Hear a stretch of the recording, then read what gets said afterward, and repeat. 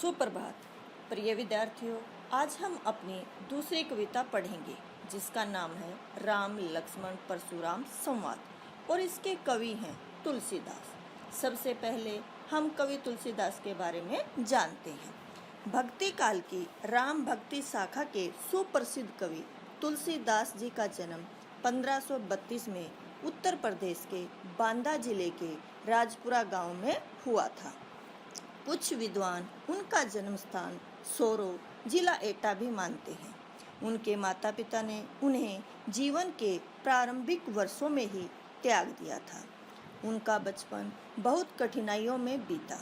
गुरु कृपा से उन्हें राम भक्ति का मार्ग मिला।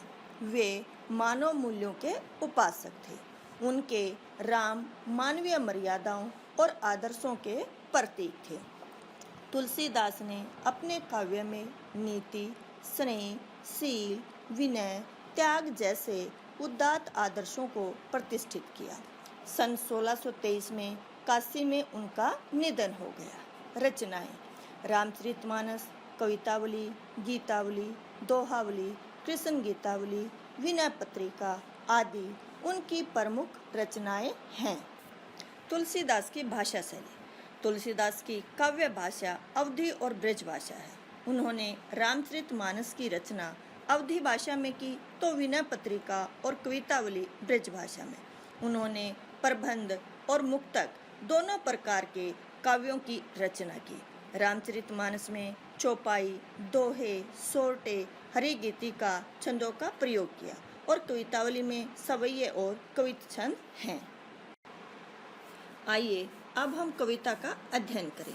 हमारी कविता का नाम है राम लक्ष्मण परशुराम संवाद। संवाद का अर्थ है बातचीत, अर्थात राम, लक्ष्मण और परशुराम में बातचीत।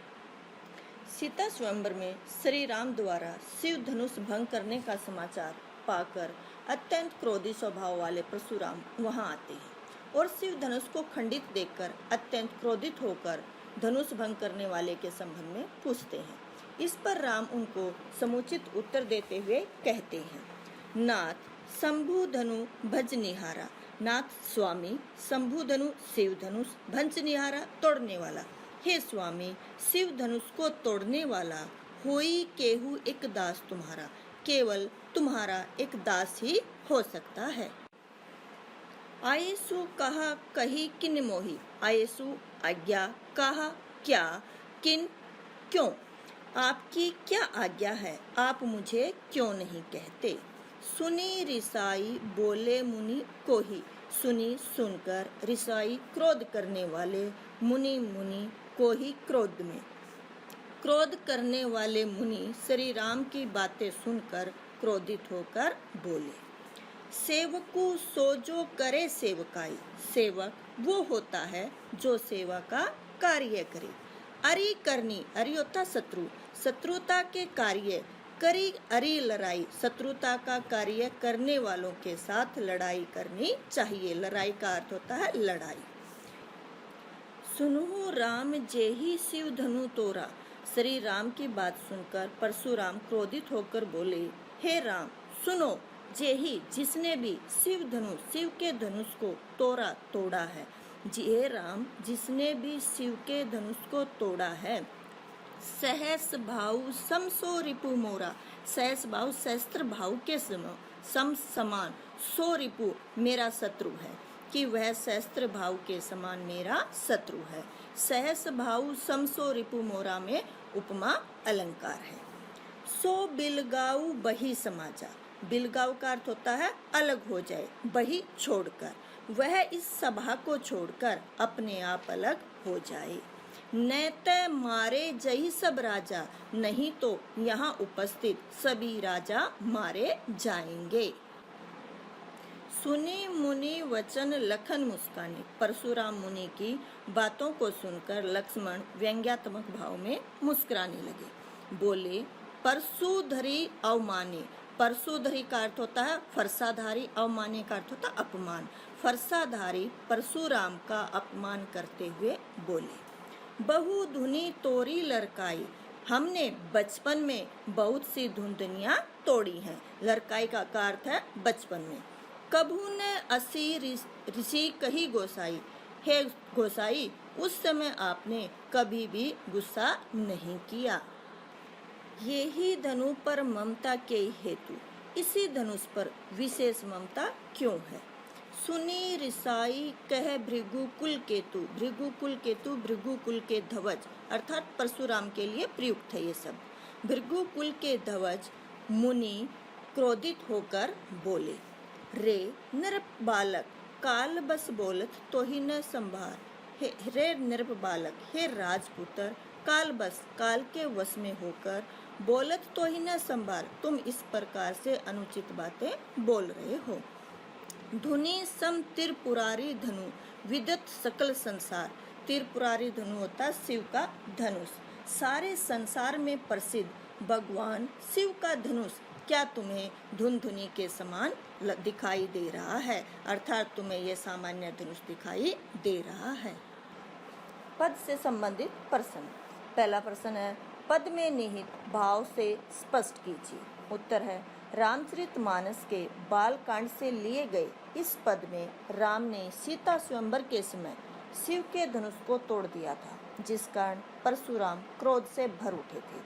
राम ने उन्हें अपने मीठे शब्दों से शांत करना चाहा, लेकिन लक्ष्मण ने व्यंग्य भरे अपने शब्दों से उनके क्रोध को भड़का दिया। तब परशुराम क्रोधित होकर बोले, क्या भगवान शिव का धनुष तुम्हें धुनी के समान प्रतीत हो रहा है। दूसरा प्रश्न है, परशुराम को नाथ कहकर किसने अपनी बात कही थी। परशुराम को राम ने नाथ कहकर अपनी बात कही थी। तीसरा है, परशुराम का स्वभाव कैसा था। परशुराम का स्वभाव अभिमान और क्रोध से भरा हुआ था। अगला है, शिव धनुष को तोड़ने वाले को परशुराम ने किसके समान अपना शत्रु माना था। शिव धनुष को तोड़ने वाले को परशुराम ने सहस्त्रभाव को अपना शत्रु माना था। परशुराम ने क्या धमकी दी थी। परशुराम ने धमकी दी थी कि यदि शिव का धनुष तोड़ने वाले को सभा से अलग नहीं किया गया तो वे सभा में उपस्थित सभी राजाओं का वध कर देंगे। अगला प्रश्न है, पद में किस काव्य गुण की प्रधानता है। पद में ओज काव्य गुण की प्रधानता है। अगला है, कवि ने किस छंद का प्रयोग किया है। कवि ने दोहा चौपाई छंद का प्रयोग किया है। अगला है, कवि ने किस भाषा का प्रयोग किया है। कवि ने अवधी भाषा का प्रयोग किया है। पद में काव्य रस कौन कौन से काव्य रस का प्रयोग किया गया है। पद में पहली दो पंक्तियों में शांत रस, तीसरी, चौथी, पांचवी, नौवीं, 10वीं में रौद्र रस, क्योंकि इन पंक्तियों में परशुराम का गुस्सा प्रकट हुआ है। 8वीं, 9वीं में वीर रस का प्रयोग हुआ है, क्योंकि इन पंक्तियों में लक्ष्मण की वीरता का वर्णन है। आइए अब हम दूसरे काव्यांश को पढ़ें। लखन का हंसी हमरे जाना। परशुराम की बातें सुनकर लक्ष्मण ने हंसते हुए कहा, हमरे जाना, हमने जाना है। सुनो सुनिए, देव यहाँ परशुराम के लिए प्रयुक्त है। सभी धनुष समाना एक समान है। हे देव, हमारे लिए सभी धनुष एक समान है। का क्षति लाभु जून धनु तोरे। का क्षति क्या हानि, लाभु लाभ, जून जर्जर, धनु धनुष, तोरे तोड़ने से। क्या हानि और क्या लाभ इस पुराने धनुष तोड़ने से। देखा राम नयन के भोरे। नयन यहाँ पर नए के लिए प्रयुक्त है। भोरे का अर्थ धोखे से। श्री राम ने इसे नए के धोखे से देखा है। छुवत टूट रघुपति न दूसु। छुवत छूते ही, टूट गया, रघुपति अर्थात श्री राम का, न दोषु कोई भी दोष नहीं है। मुनि बिनु काज करी अतरोसु। हे मुनि, बिनु का अर्थ बिना, काज का अर्थ कारण, करी कर रहे हो, रोसु का अर्थ क्रोध। हे मुनि, तुम बिना किसी कारण क्रोध कर रहे हो। इन तीनों पंक्तियों में लक्ष्मण की वीरता का वर्णन किया गया है, इसलिए इसमें वीर रस की प्रधानता है। बोले चिते परशु की ओरा। लक्ष्मण की बात सुनकर परशुराम अपने फरसे की ओर देखकर बोले। रे सठ सुने स्वभाव न मोरा, स्वभाव का अर्थ होता स्वभाव, सठ हो गया मूर्ख, सुने सुना। हे मूर्ख, तुमने मेरे स्वभाव के बारे में नहीं सुना। बालकू बोली बधो नहीं तोई, बालकू बालक, बोली समझकर, बधो बद नहीं नहीं तो ही तुम्हारा, मैंने बालक समझकर तुम्हारा वध नहीं किया। इस पंक्ति में अनुप्रास अलंकार भी है। केवल मुनि जड़ जानी मोही, और तुम मुझे केवल मुनि ही समझ रहे हो। बाल ब्रह्मचारी अति कोई, बाल ब्रह्मचारी मतलब बचपन से ब्रह्मचारी, कोई का अर्थ होता क्रोधी। मैं बचपन से बाल ब्रह्मचारी हूँ, अत्यंत क्रोधी स्वभाव का हूँ। विश्व विदित, सारा संसार जानता है। अक्षत्रिय कुल, क्षत्रिय कुल का, द्रोही का अर्थ होता विरोधी। मुझे सारा संसार अक्षत्रिय कुल के विरोधी के रूप में जानता है। भुजबल भूमि भूप बिन कीनी, इसमें भी अनुप्रास अलंकार है। भुजबल, अपनी भुजाओं के बल से भूमि, इस पृथ्वी को, भूप राजाओं से, बिनु की ही अलग किया है। मैंने अपनी भुजाओं के बल से इस भूमि को राजाओं से रहित किया है। विपुल बार मही देव दीनी, और अनेकों बार इसे ब्राह्मण को दान के रूप में दिया है। सहस भाऊ भुज छेद निहारा, परसु बिलोकु महिप कुमार। सहस भाव भुज, सहस्त्र भुजाओं वाला, सहस्त्र भाव की भुजाओं को काटने वाले मेरे इस फरसे को देखो। महिप कुमार राजकुमार, हे राजकुमार मेरे इस फरसे को देखो जिसने सहस्त्र भाव की भुजाओं को काटा है। मातु पितहि जनी सोच बस करी महिष कुमार, हे राजकुमार तुम अपने माता पिता को चिंता के वश में मत करो। गर्भ के अभ्रक दलन, गर्भ है गर्भ के अंदर, अभ्रक बच्चा। परसु मोरे अति घोर, अति घोर होता बड़ा भयानक, परसु हो गया फरसा, कि यह मेरा फरसा इतना भयानक है कि यह माता के गर्भ के अंदर भी बच्चे का वध करने में सक्षम है।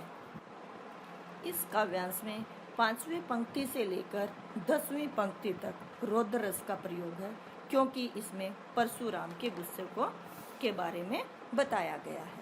आइए काव्यांश से संबंधित प्रश्नों को समझें।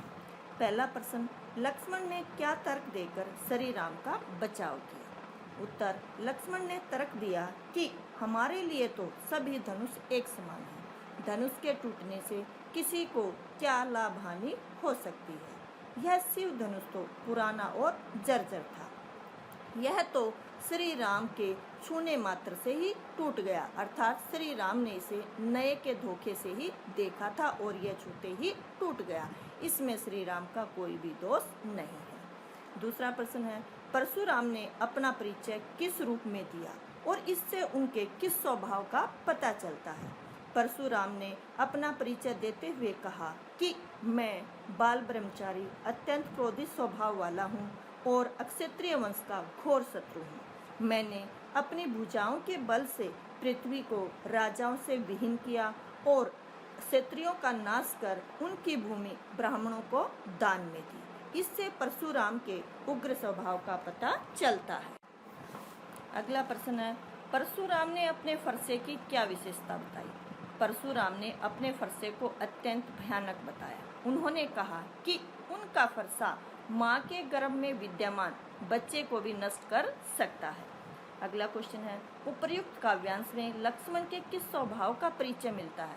उपर्युक्त काव्यांश से लक्ष्मण के तार्किक, व्यंग्यात्मक तथा निडर स्वभाव का परिचय मिलता है। कविता के अगले काव्यांश को हम वीडियो के अगले भाग 2 में पढ़ेंगे।